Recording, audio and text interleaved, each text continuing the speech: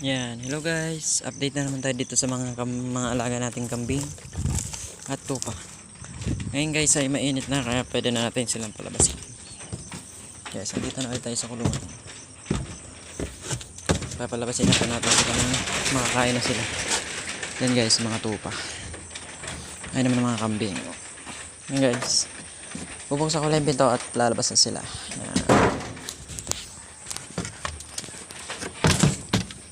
Guys, dito naman sa mga kambing.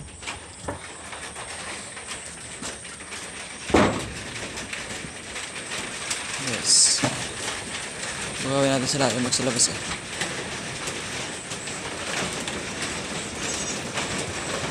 Hey!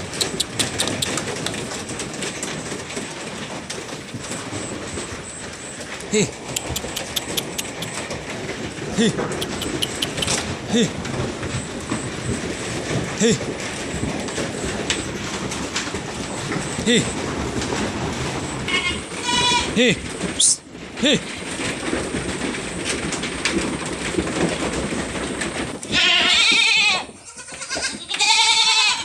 Guys, mga putulan sungay.